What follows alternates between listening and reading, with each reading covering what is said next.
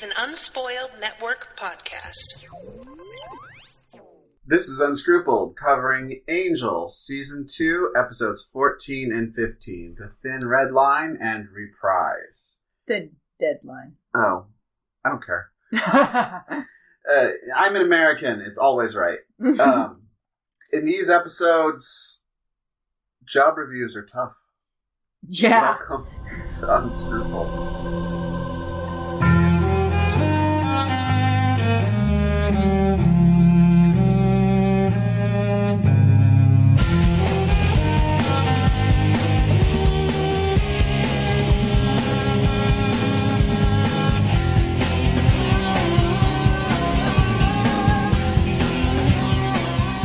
Well, howdy there, bitches.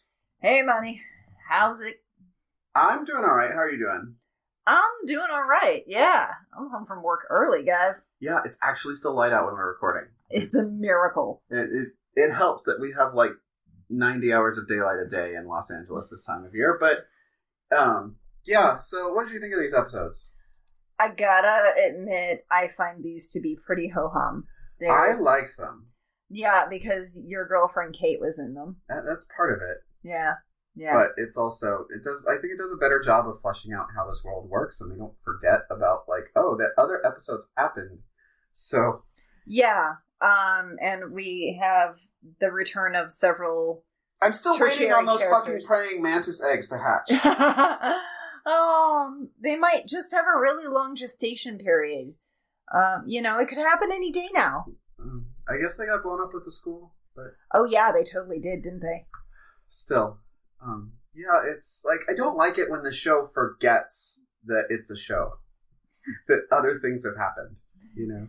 Yeah, there's totally things you could be following up on, show. And they kind of did here. Like, I'm not super big of a fan of how they did it. Like, I feel like Anne's presence is...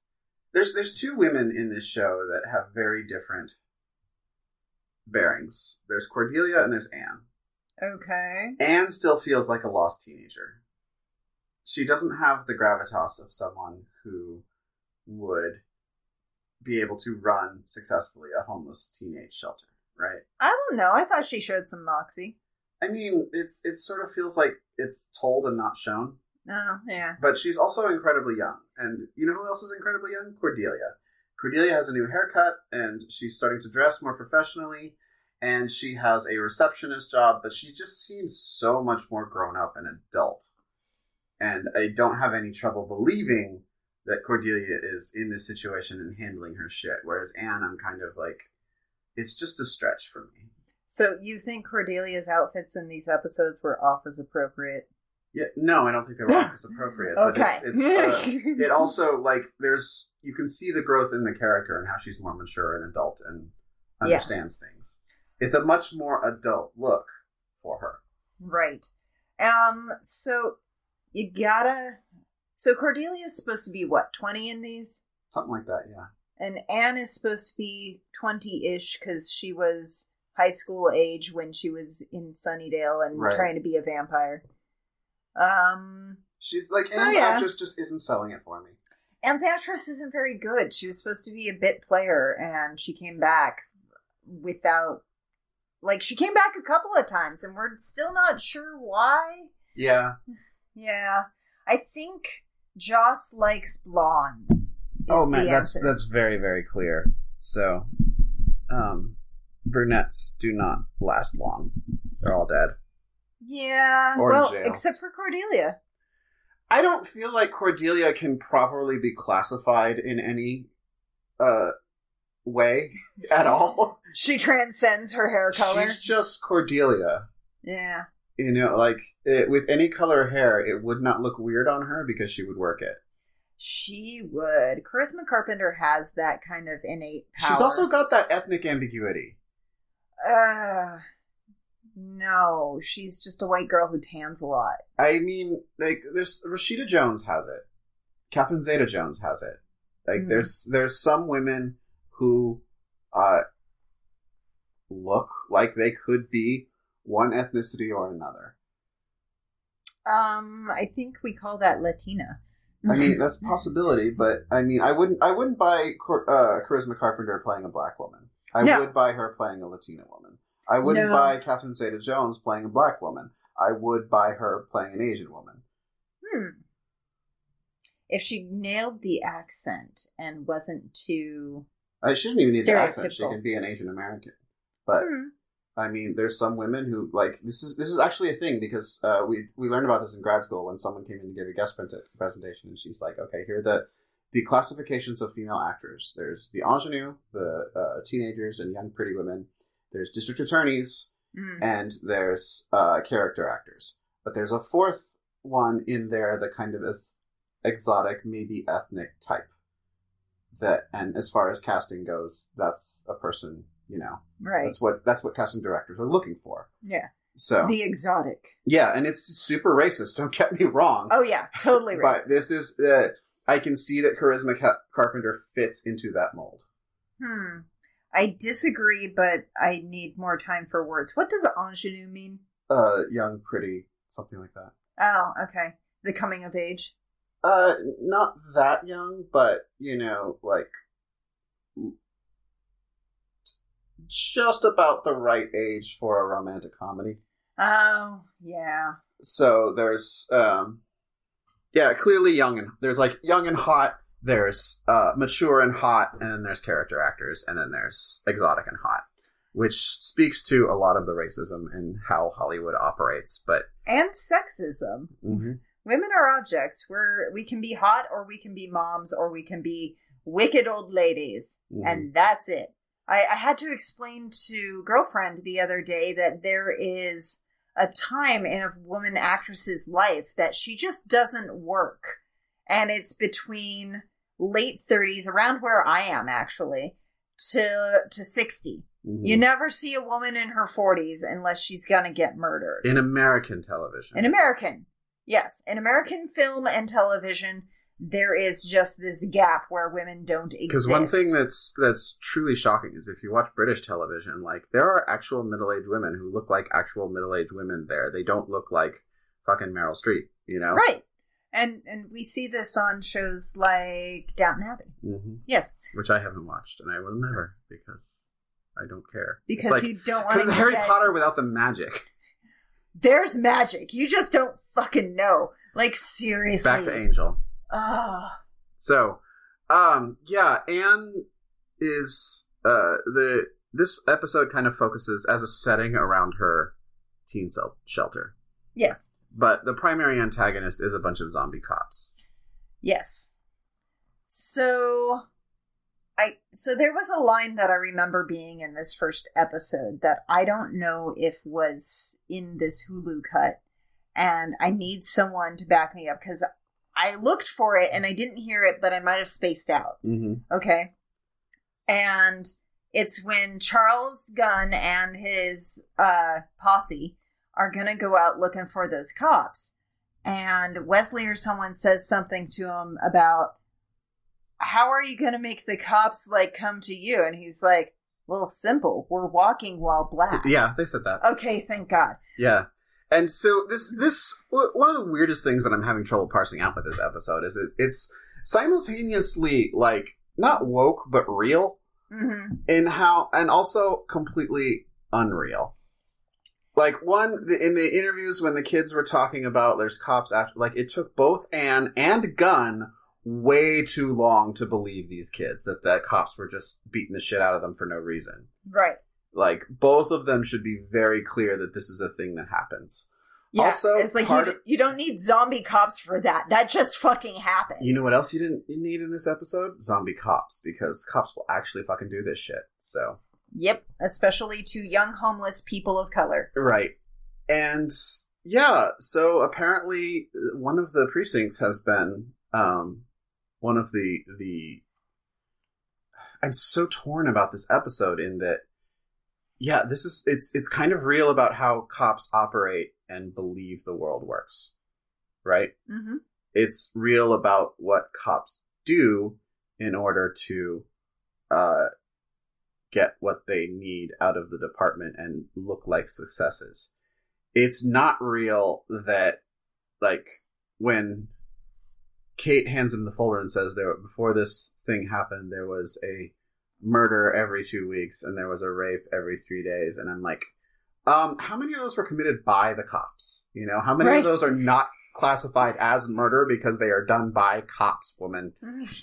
And also, some of those stats just don't add up in a lot of ways, because as any woman who has been a woman and lived in the world and not been sheltered knows, there's a rape every 6 minutes, or that was the stat 20 years ago. Now we're thinking more like 4, and we're thinking that because people don't report them. Right? So I don't buy her stats at all. Here's what I like about Kate's character.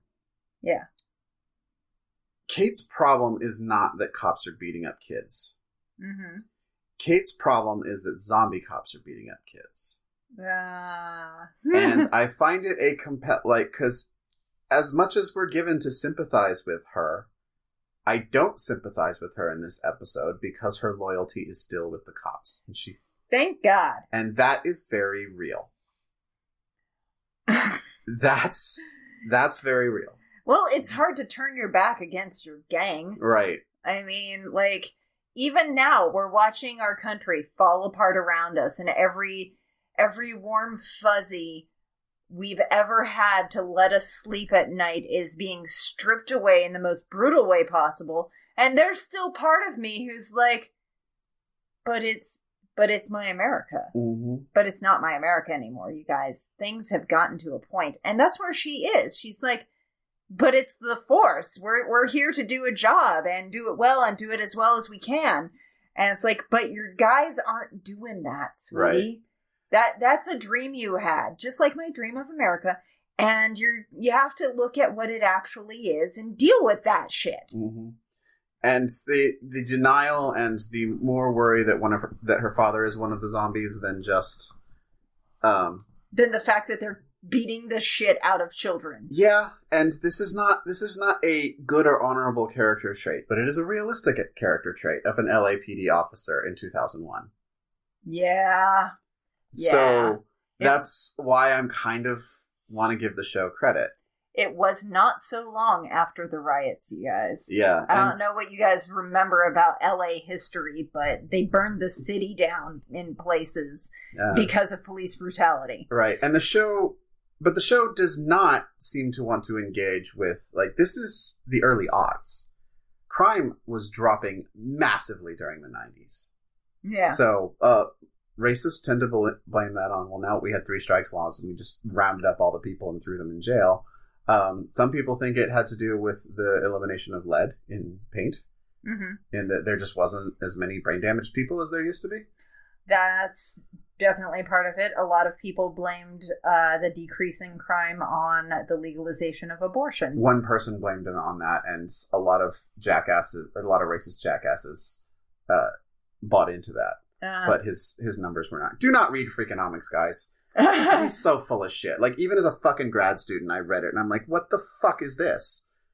Yeah, you're actually trained in those kinds of statistics, exactly. So I'm going to take your word for it. So, yeah, and, one thing he was right about that I didn't think he would be, though, was that teachers were cheating on standardized tests. But actually, it wasn't the teachers, it was the administrators. Because they were the ones who, were trying to get the money. Well, someone had to be cheating on them. They're so cheatable. Well, it's in any situation where you make the stakes incredibly high, but with no oversight, there's going to be cheating. Well, yeah. So, he compared them to sumo wrestlers, but I think the right comparison is pizza delivery stores. Okay, expand on that, because I don't know what the fuck you're saying. So, food waste is a thing. Right. That's where your bonus comes from, and also where your stats are computed. My bonus, me as who? The manager. Okay, there we go. So it was revealed a few years ago that, the less food waste and the more profitability you're doing, the better your statistics, the better manager you're seen as, and the bigger your bonus is. Right. Some people were paying for the food that was wasted out of their own pocket to juice their stats. Ah. It's we've got 400 cabbages that are rotting. Exactly. So I'm gonna buy them. They lost the bonus because they were paying for it, but they still looked good. They looked good and got promoted, and people looked to them as leaders worth. Right. Exactly. But there's still cabbages in the dumpster. Exactly. So, and they are no richer for it. So, anyway, yeah, that was quite a weird tangent. Anyway, like the show is not prepared to engage with the reality that Los Angeles and New York were a lot safer than TV had us believe. I just like because we've seen a lot of scenes of like dark alleys where there's no one around and there's nothing but broken windows and cars on fire, and I'm like, guys, real estate is expensive. Yeah, not only is real estate stupid expensive here in LA, but so we don't light cars on fire unless there's a riot. I haven't seen a car on fire since 1992. And they don't burn for very long either. Like they really don't, unless you're the seats like burn up, but they're made of like that foam, and it burns really quickly. There's nothing like there's no wood. There's nothing sustainable in there to. Yeah, it's not like you've got a Duraflame log in there that's gonna go all night. No, cars light on fire and then they're out in like 20 minutes. Let's make a DVD of like a car just burning, like they do with the fireplaces. Just like the Yule log. Yes, but it's just a car crackling and burning for hours on end. We put it on a website and people can watch when they feel the need for that holiday warmth. Right. So, yeah, like I applaud the show for dipping their toes in the police brutality sucks, and the racial profiling. But I give them a thumbs down for the tacit agreement with a lot of assumptions that anyone with eyes could see were not true. Yeah. I give them an extra quarter point for the walking while black thing. Like, seriously, America needed to hear that phrase. Right. Yep. So this show does feature a lot of characters of color with speaking roles, which I was super about. Mm-hmm. I'm not sure, I don't think they were very well written. No, they were terribly written. Even a cracked cup holds water. So give them credit where credit is due. And, like, Gunn and his buddies get a lot of screen time. Uh-huh. They do. So I wish they'd hired some actual black writers to write them so that they sounded more believable, but... So they sounded like LA Black? So they sounded like people. They sounded like, extras on Law and Order. Yeah. But, I mean, it's fine. They were the sympathetic characters. So, Anne realizes that cops are beating up young teenagers for no reason. Mm-hmm. And here's another thing that bothers me about these assumptions. Guys, I'm gonna keep tangenting off into real world stuff, but like beating the shit out of people who are doing nothing does nothing to reduce the crime. Right. Like I don't see why you guys don't see that. Don't accuse the listeners. I mean, it's the royal you, and it's just like I see this when they're talking about prosecutors who hide evidence that their clients are innocent, and I'm like, guys, if you prosecute someone who is innocent, there is a guilty person still out there. Your record means nothing. You are not making the streets safer. They don't actually care about the streets. Yeah. That's the thing you have to let go. It's kind of like Kate and her fucking force. Yeah. The DAs don't give a fuck a lot of the time. It's about getting a good record so that they can go be a partner at a law firm someday. Or be a Democratic candidate. Did I say that? Sorry. Oh, snap. You wonder why our detention laws are terrible? Maybe it's because the Democratic Party has spent so much fucking time. It's prosecutors and war veterans. That's it. It's the only ones they'll fund. So. Yeah. I once thought about running for Senate, and then I realized I don't have combat time. Yeah. Yeah. Also, you're queer. I'm a big queer. No, you're a little queer. You're a javelin queer. I'm little in body, but big in presence. That's very true. Yes. So, Anne decides to call on a friend, and this is why I love this episode, is because she doesn't call Angel, she calls fucking Gunn. Yeah. And Gunn comes over and he interrogates these kids, and I didn't like him. Are you sure you're not selling drugs anymore? Okay, so I have mixed feelings on that because one, yeah, it's like, just believe the kids. On the other hand, I've known kids, and... I have too. You know what I don't believe? What? That Gunn would care if they were selling drugs or not. He knows there's bigger fish to fry. Okay, yeah, but like...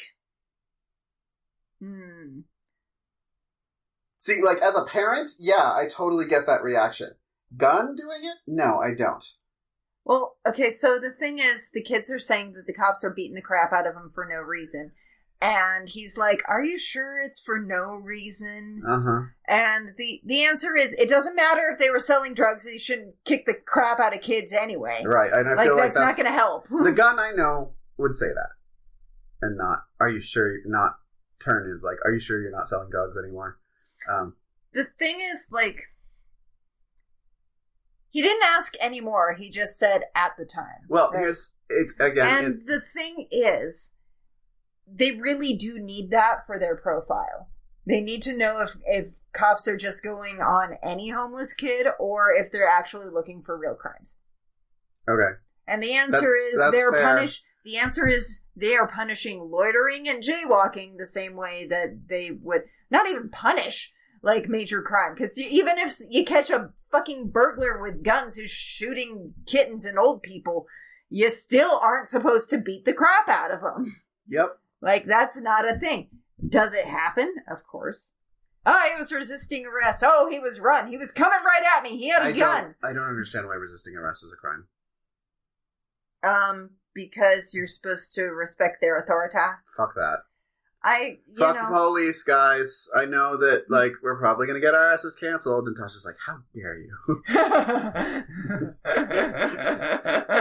This is not the message we want to send at Unspoiled, where we tell dick jokes about rape. Oh, God. On Game of Thrones. Hell yeah. This is why we have no sponsors, guys. Yeah. Do not fuck the police. Make love to them. Do you know what we need? We need some fake sponsors like the Professional Left have. Like, they have one called Where the Lord Splits You.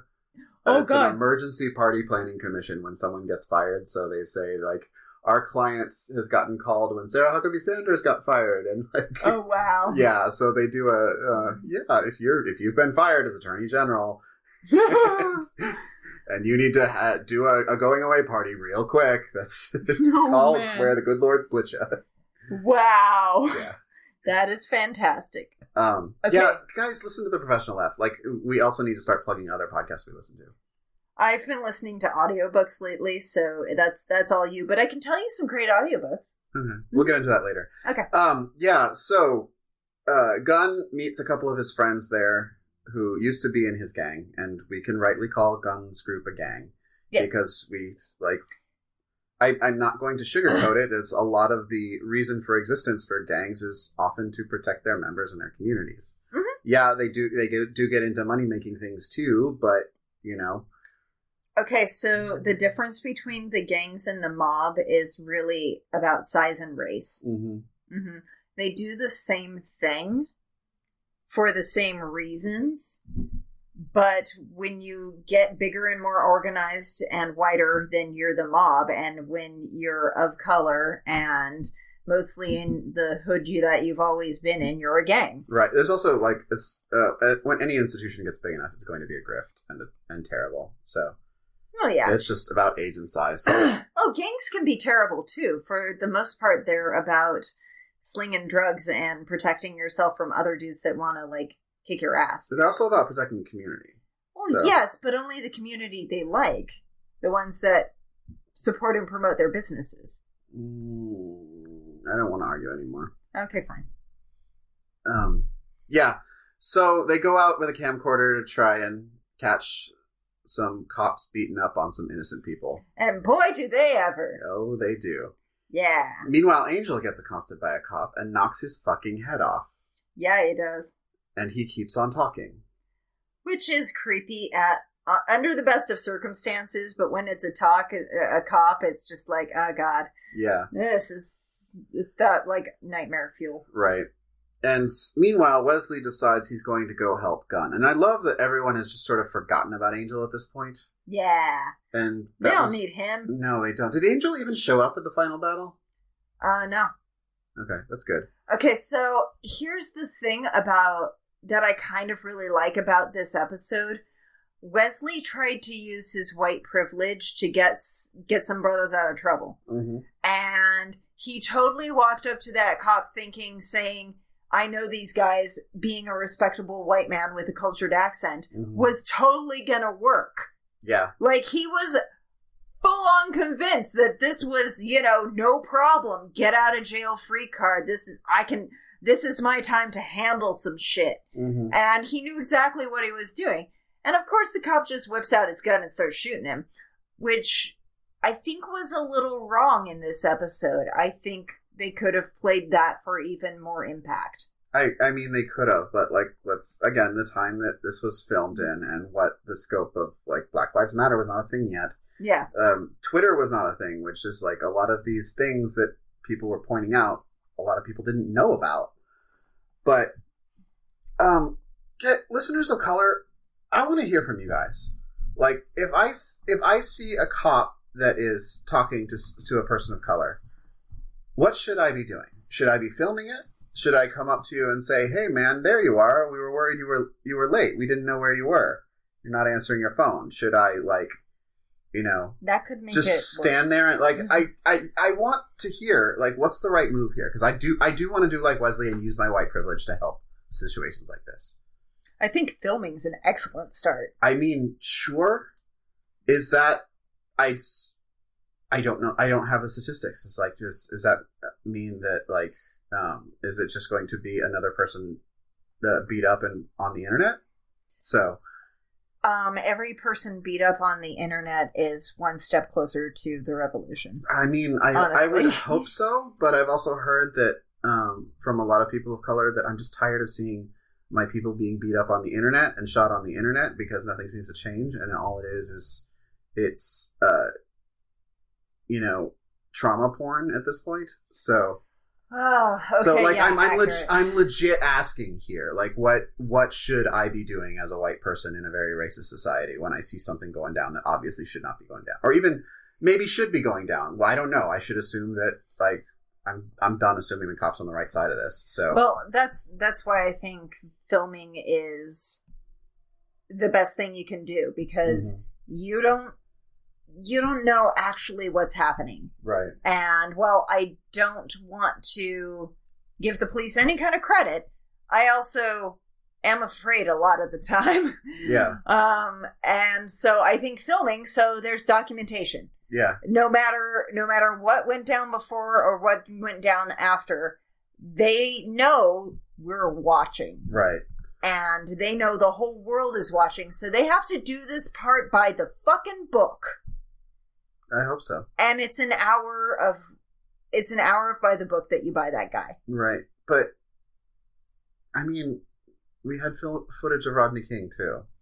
Yeah, and the city went on fire. Yeah, and when those guys got acquitted, they let the city on fire. Right. So, meanwhile, Kate is reaching out to Angel. And one thing I liked about this pair of episodes, too, is, Kate is clearly ambivalent about how good, not just how good of a person Angel is, but also how good it is for her to be around him. The answer is it's not. It's not. And it bites her in the ass. It gets her ass fired. I like that the show is not acceding to Angel is the good guy, therefore he can only ever help a situation like this. Yeah, it's starting to get to the place that I really love about this show, which is how morally ambiguous a lot of it ends up being, and how complex it ends up being. Because that's fucking life, yo. There's so many times when I don't know if I'm doing the right thing or not. I just have to, go with it and hope. And yeah, that's what we've got here. Angel, he's gone dark side and shit, but he's still trying to do good in his way, but he has no moral compass. I wouldn't say that he's gone dark side, but I like the show is not taking, well, Angel means well, and his heart is in the right place, therefore everything is going to work out for the people who are harmed in his wake. It's going for a hard, you need your friends around you to tell you right from wrong place. But even, like, doing the right thing has ramifications and splash damage for other people who don't always deserve it.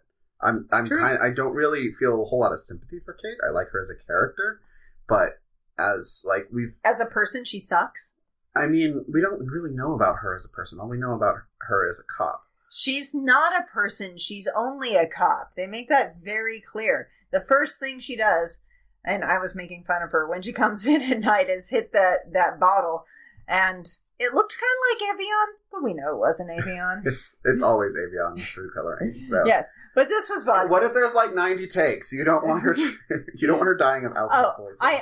I know that, like, in actor world it was totally like water, but it looked a little too much like water. Something about the bottle didn't flow right. Anyway, but the point is, like, she does her job. She goes home and she drinks in true Irish cop fashion. Right. That's her life. She doesn't do anything else. That's all she is. I mean, that was kind of the archetype that was the archetype of all television in the 90s and early aughts. Like watch, and still kind of like, you watch The Office or Parks and Rec, and two of the characters get married, and who shows up? Who? Only the other people in the cast, even though this is a cast of people at work. Right? They have no life outside of work. Yeah. So... Unspoiled is a listener-funded network. Support us by becoming a patron at patreon.com/unspoiled and get access to exclusive content and additional bonuses. Or you can shop on Amazon at unspoiledpodcast.com/Amazon. Moony, wormtail, padfoot, and prongs. Prongs? What has prongs? All I can think of is a lobster. That's not a good animal to turn into.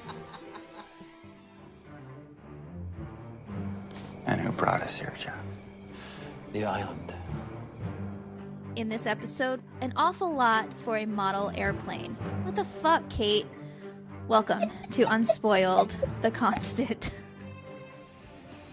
You're the Slayer, and we're like the Slayerettes. I'm so into this outfit just because I have had enough khaki camel toe with this show for the rest of my life.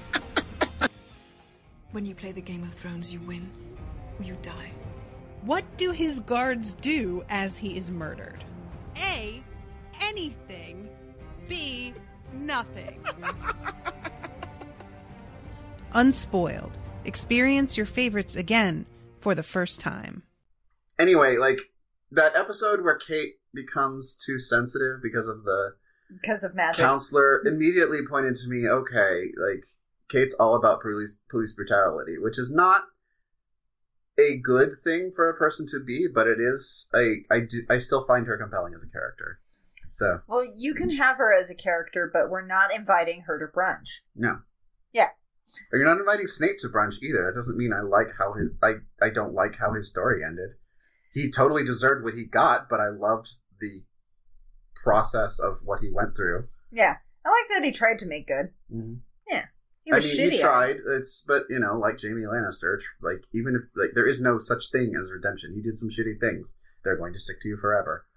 Yeah. All you can do is the best you can do. And you're never going to be redeemed, even if you do the best. Yep. So you have to do the best because it's the right thing to do. Exactly. So, anyway, yeah, they go to the graveyard. Kate is rightfully worried that her father is one of the zombies.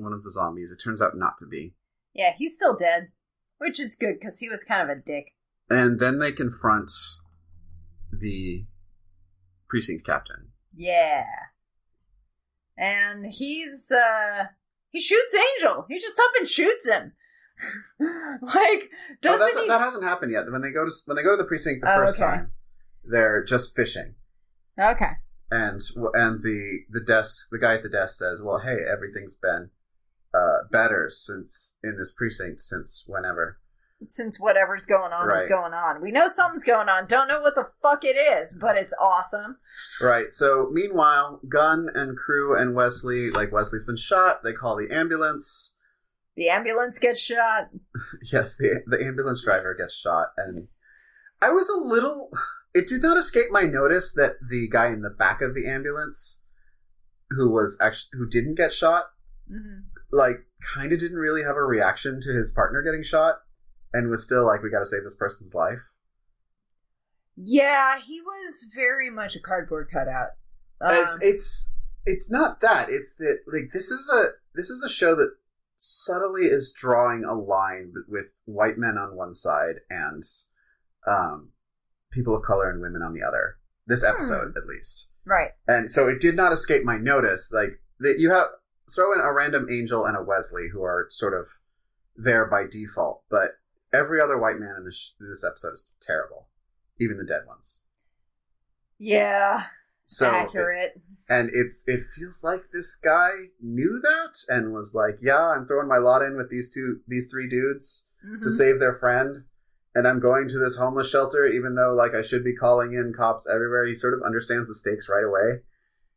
Yeah. Yeah. Okay, so that's his beat though. Like, you know, ambulance companies, things are kind of local, right? When they're not on runs, they're kind of chilling in, like, motels and shit. Gotcha. Or, like, sitting in their rig. So, this is his hood. He kind of knows what's going on, and he's like, God damn it, these zombie cops are trying to kill me now! Right. Fuckers. Right. So, yeah. Yeah. They end up in the shelter, and Gunn's like, no, zombie cops are real. We have to hide here for a hot minute. They only get to hide for a minute, and during that time, Gunn interacts with the shady dude. Yeah, I think his name was Jackson. Yeah, Jackson McShady. This is a strike against this episode for me, in that yes. Shady dude was completely unbelievable. Yeah. He was the wrong kind of shady.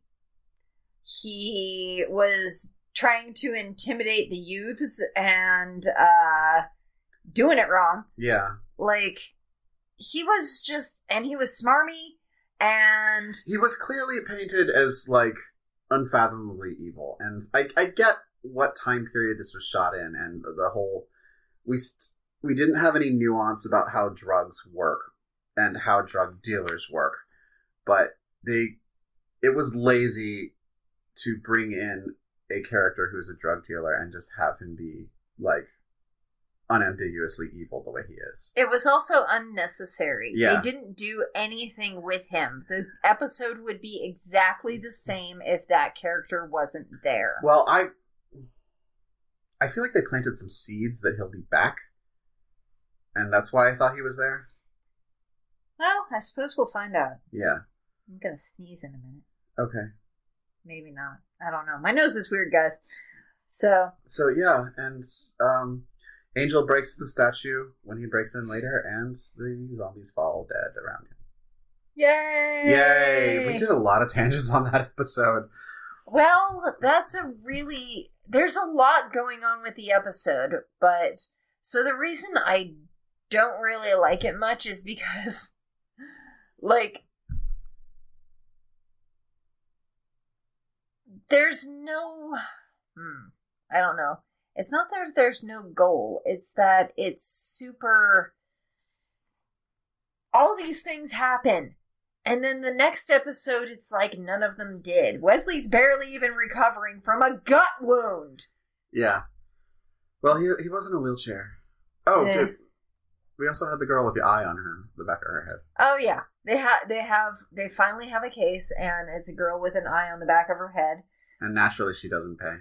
And naturally, she doesn't pay because that was a Karen, if there ever was one. Right. And for those of you who don't know what a Karen is, you know those white women who look like they were born wanting to speak to the manager? That's a Karen. Mm-hmm. And yeah, you don't fuck with Karens. They are terrifying, man. It's distinct from a Becky. Yeah. Becky's, like, yeah, they're pretty basic, but, like, they're not as angry. From my understanding of Beckydom is it's a lot of taking advantage of people of color. Sometimes realizing it, sometimes not. Okay. Being totally okay with cultural appropriation. Not realizing their privilege. Or sometimes realizing their privilege and expecting different results from people of color because of it. Bitches. Yeah. So Karens and Beckys are two very distinct but overlapping genres of white people. Yeah, white women in particular. Yes. So, second episode. Yeah, I don't remember anything about this fucking episode. There's a yearly review. I just watched it and it's a blank. There's a yearly review where the boss... or not a yearly review, a 75-year review. Of Wolfram and Hart. Of Wolfram and Hart, where the boss is going to come to town. Yeah, he is. And Lila and Leslie have had exactly 0 successes to their name. Yeah, they suck at this evil stuff. Right. Wesley breaks up with his girlfriend for some strange reason. I didn't understand why. I think she broke up with him. Oh, really? Yeah. I mean, it seemed amicable, but also confusing. I didn't understand. Pretty much they figured out that they had nothing to do with this bitch, and that Wesley being in a secure relationship with a smoking hot heiress was not at all interesting for the narrative they wanted to tell. I feel like as a wizarding supplies mogul, she could be useful in a plot writing sense. Her father was a wizarding supplies mogul. And she's inherited that. He's not dead. Oh, he's not? No. Oh, shit. No, she's living off her trust fund. He's not. Okay. They didn't kill Never mind. Dad. Get rid of him. Get rid of her. I don't care. Yeah. At least they didn't fridge her. Yeah, that's been a problem in the past. Yes, it has. But they didn't do that. They just had them break up, kind of like on screen, but also sort of off screen. We never got to see any of their problems. We just saw her being cute and him being vaguely bored. Right. Yeah. Yeah. Darla comes back. Yeah, apparently she's been living with Leslie. Well, where would you hide? It's like, I feel like she has plenty of places to hide. I feel like she doesn't. She doesn't actually know a lot of people in this town. And if I have the choice between crouching in an abandoned warehouse or sleeping on a $5,000 sofa, I'm going to choose the sofa. I feel like she could, go kill someone and live in their apartment for a month and go do that next month. So she could, but Darla needs an audience. Yeah. I don't know, I see what Leslie's getting out of this, because he has a giant crush on her, and part of me wonders if he's trying to figure out a way out of Wolfram and Hart through Darla, whether that be becoming a vampire or, clearly she's got something against Wolfram and Hart. So maybe if she succeeds, she'll spare him and or need legal services. I think Leslie is just playing fast and loose and going with whatever feels good at the time. Yeah, he does have that self-destructive nothing matters streak going on. And Darla makes his dick hard, and he likes that, so he wants her around all the time. Okay. Yeah. Lila's rightfully, fucking worried. Yeah. Lila's trying to prep. Lila is that girl during finals who is trying to review all of her notes for all of college. And, girl. Lila could be an ally to Angel. Lila could be an ally to a lot of people if they approached her correctly. Well, I feel like in this scenario, if you want to undermine the people who are coming after you to kill you, you need to be the one reaching out here. I put this on Lila, not on Angel. Okay. Sorry, even thinking about this episode makes me tired. But yeah, she should be reaching out outside of the firm. But if you're up for review, talking to the maybe enemy when they have told you to stay the fuck away from that dude, it's probably a bad move. They've also told her to get your shit together, and she doesn't have her shit together. So I feel like, Yeah, but okay, so not having your shit together, especially when you're paired with someone you hate who is actively throwing his shit all not together, is one thing. But then defying a direct, concrete, very carefully worded lawyer order is the opposite of the direction she needs to be going. Now, if she wanted help and didn't want to fuck with some apocalyptic prophecy bullshit, she could go to Wesley, Gunn, and Cordelia. She could, but I don't think she considers them players. I wonder if she has enough money saved off to, I don't know. She could be feeding them information, and they could use that to They don't give a fuck about Wolfram and Hart. I mean, they would give a fuck if she told them some of the shit they were up to that they'd want to stop. Does it pay? Because they can't afford to be taking non-paying jobs right now. I feel like she gets paid a lot. Yeah, but she spends it on designer shoes. Okay. I don't know. I feel like there's got to be a lot of money to stay or to join a firm where, like, not only are routine mind readings a thing, but you can't be fired. You can only die. And even then, it sometimes doesn't work out. Exactly. Like, you still work for them after you're like, what in hell, literally in hell, can you do that is of use to anyone? When you're dead? Yeah, because clearly, like, Holland's contract is not up. He's still working for them. He has a perpetuity clause. Right. So, but he is in hell. What can he do from hell that is useful to the firm? I suppose we'll find out when we're doing paperwork in hell. Mm-hmm. Because, who's I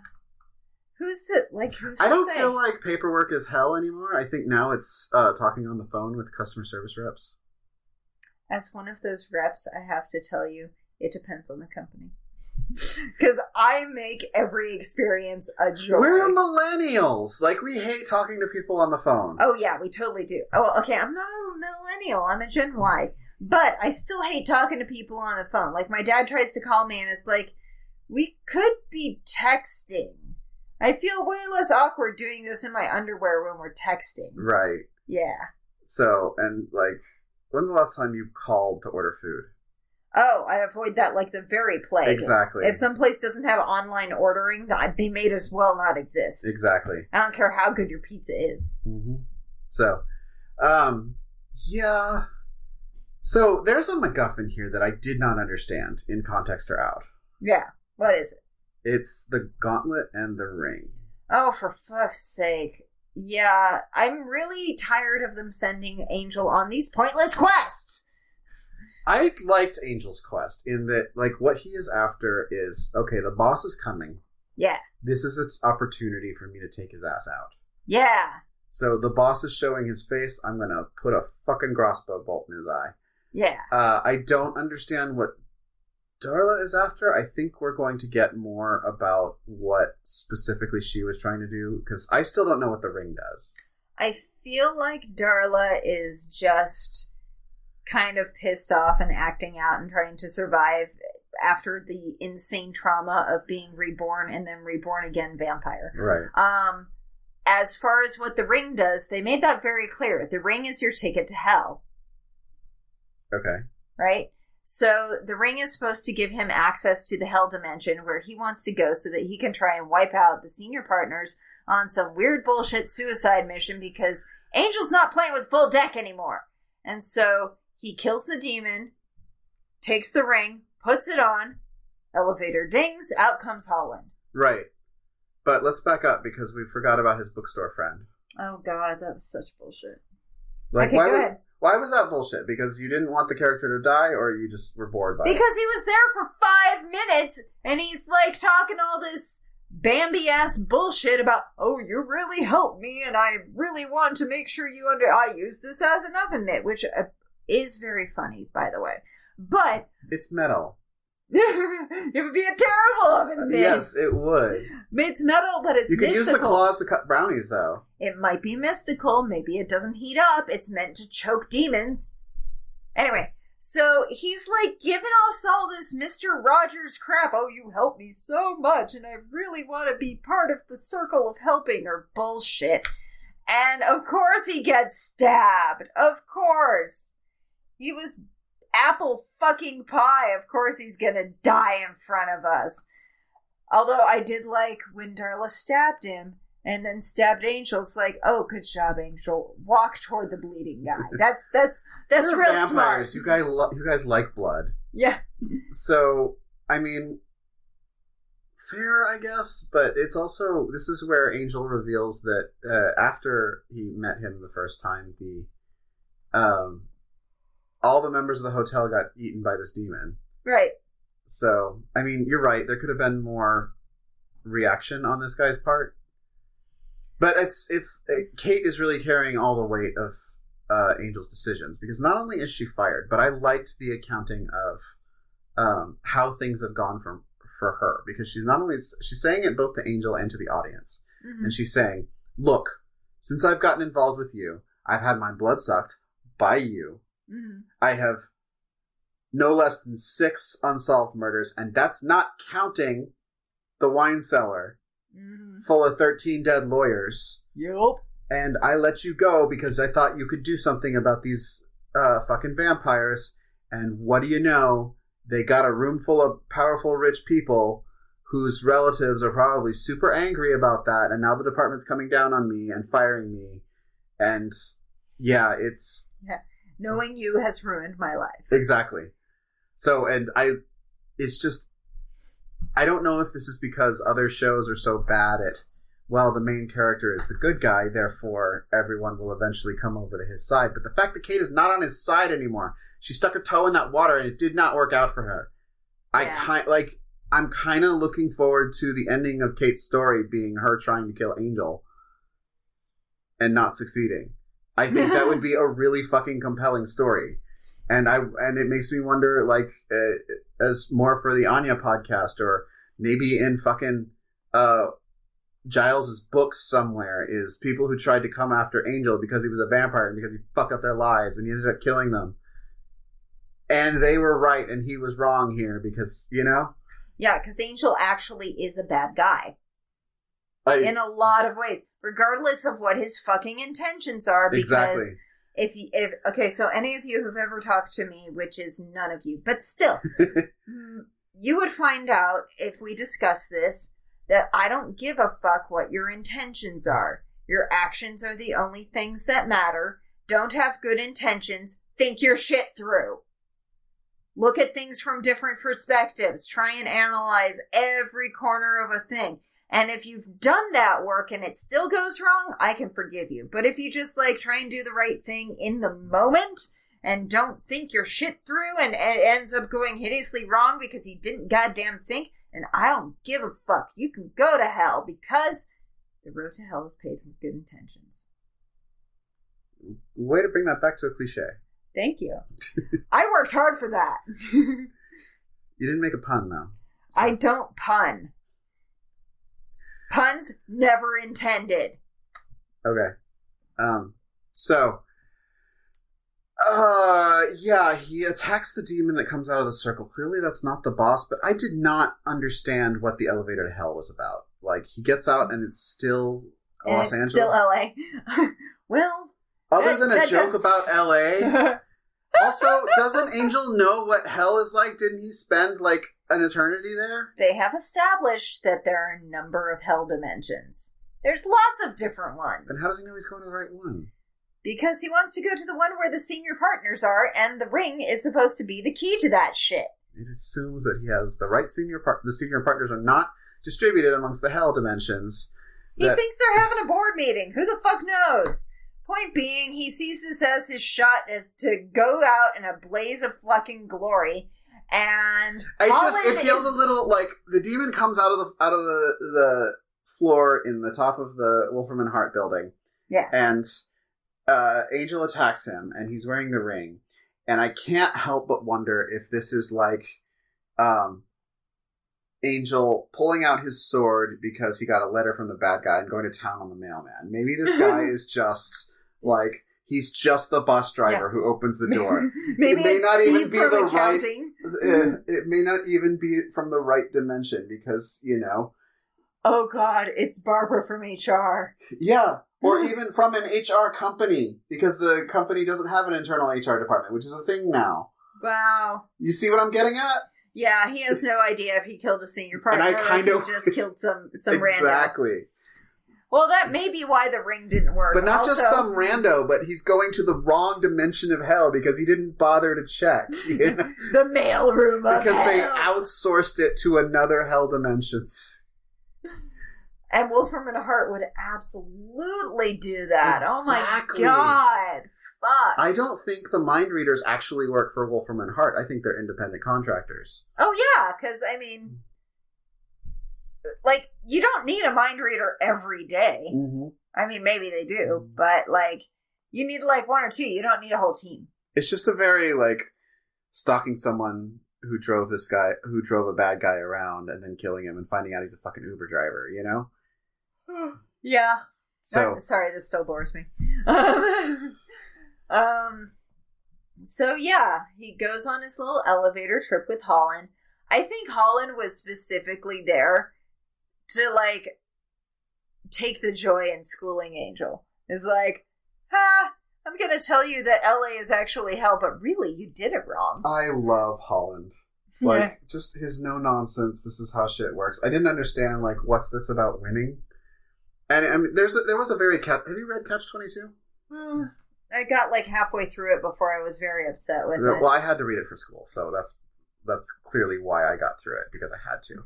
Yeah. But there is a scene where one of those pilots is talking to an Italian dude, and he's like, "Oh yeah, we're not gonna win the war, and that's why we're still gonna be here in 300 years, and you're not." And he's like, "Wait a minute, what?" And he's like, "When the fascists came, we waved the flag and said, 'Yay, fascists!' When the Germans came, we waved the flag and said, 'Yay, Germans!' When the Americans came, we waved the flag and said, 'Yay, Americans!' You know why we're still here? Because we don't want to win. We're just going with it, you know?" Yeah. Welcome, invaders! Dickhead. Italy's been around a lot longer than the United States. You know why? Because we don't. Yeah. We just invite the invaders in, and then we sell them shit. Exactly. And then eventually they get assimilated into Italia. This is not a fair characterization of Italy or its populace's role in World War II, but it is a point that I feel like Holland is making here. In that, like, these concepts of winning and the idea is making the most out of any particular apocalypse seems like Holland's bag. Yeah. So, yeah, I feel like this... I'm loving that we're getting the Aerith treatment from Holland. For those of you who don't know, in 1997, Final Fantasy VII came out, and the female lead / main character dies halfway through the game. And until that time, that had never happened. The only characters who'd ever died were old men. And it was truly heart-wrenching and surprising because the internet was still in its infancy.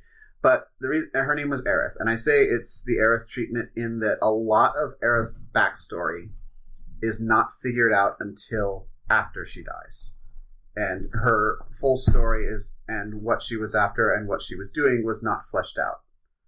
But you find it out posthumously, which is something that I like. I like that not just, and it wasn't about, I miss this person, I want to find out. It's like in the course of their investigations of shit, she comes up and they learn more. So, yeah. Yes. I'm liking Holland. I'm hoping there's more of this. Well, we're going to keep going and find out. Yes. I'm wondering, clearly it won't happen, but... What? I mean, is Buffy going to show up next episode and ask him to make a detour into hell to get her mom out? We're going to find out next week how Buffy's doing. No, we're not, because next week we're covering more Angel. Because, side note, guys, we're having Natasha on for our next Buffy episode, so it will be next week for you, but for us, it's going to be 2 episodes later. Baby, I hate to break it to you, but we're at the end of June. Next week is July. Yeah. We're going to find out next week. Okay. It's going to be okay. But anyway, so I think those are our episodes. Yeah. I mean... I don't have anything else left to say. Fuck the police. Fuck the police, but, like, that's not news. Oh, I didn't say it had to be original. New patrons! New patrons! Kristen Kuzja, Jose Urena, and Brenton Harsh. Brenton Harsh, you've been around for a while. Yeah, I see him on the lists and stuff. Fuck. Guys, can you spam Patreon and say you need to give us a way to show actual new patrons? Not people who changed their pledge numbers, not people whose credit cards were canceled and had to put new credit cards in. Just like, it's a fucking nightmare. There is no option to just say, I want to see the new people. So. Yeah. Fuck the Patreon. Fuck the Patreonarchy. You know what? I'm just gonna stop now. I have fucked all the things I can fuck, and I'm done. Alright. We're gonna go eat. So, we love you, listeners. Talk to you later. Listeners. Miss you. Bye! Bye!